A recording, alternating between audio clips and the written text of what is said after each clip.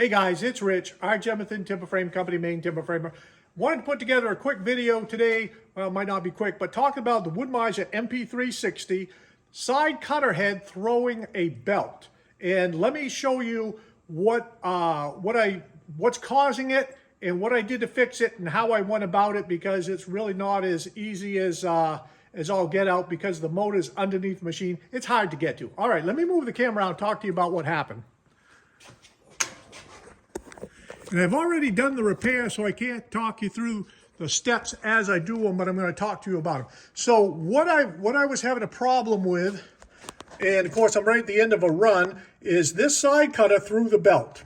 Now, cutting right to the chase, here's what the issue is. This machine was made around COVID time.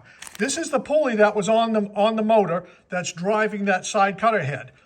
You'll see it's got for an Allen screw here, and it goes in here. Notice there's no keyway. So what Woodmizer did was drove this Allen screw right into the keyway of the shaft, but nothing really holding it there, and that has backed out twice since.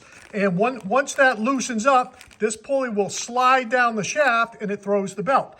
So after I talked to Woodmizer, inside the plastic here, you'll see I've got another pulley. They sent me a set of two, because both motors are the same way, that has the keyway in it. So what you need to do is take this pulley off, talk to Woodmizer, replace it with this one. Now I had to go buy the 5/16 keyway, and I had to order the 8mm by, I think they're M8 20mm Allens to go in there. I had to order those because they didn't send those either. But anyways, you've got to replace this pulley with this pulley. Now, how do you go about it? Well, if you set your machine up, if you notice here, I've got mine set up, where am I? Around 7 or 8 inches. So when you raise up your machine, what you'll notice when you take your side panels off, you've got some access. In a perfect world, this motor over here is the motor that we're talking about that's throwing the belt.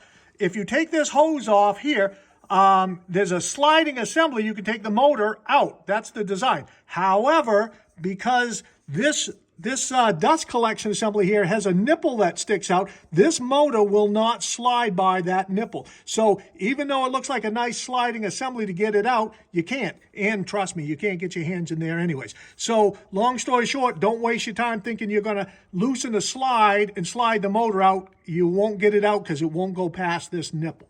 All right, so what I did, let me come to this back side here. All right, so coming around the other side of the machine, I'm going to show you this little apparatus I made right here. This is 10 inches tall, and that works out pretty good. I've got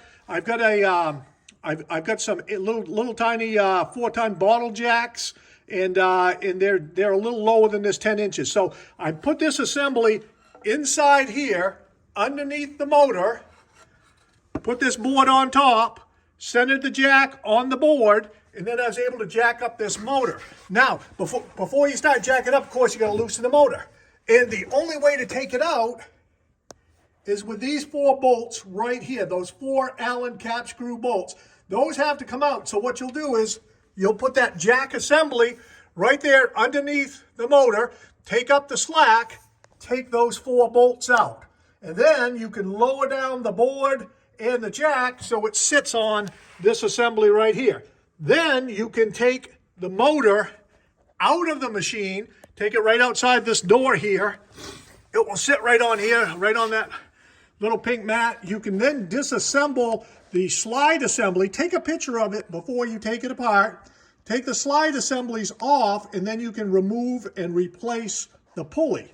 Now, when you put the pulley back on, also is something to look at real carefully here. Is you can see how this is put on here, and notice the tracking. You've got to get the pulley height on the motor just about perfect, because once you put the motor back, you can't adjust that pulley. So when you put that pulley on the motor, you'll notice that there's a bevel cut on the motor shaft, and it's about 1/8 of an inch deep. You want to put that pulley down to that 1/8 inch deep bevel on the shaft, and that should line up pretty well.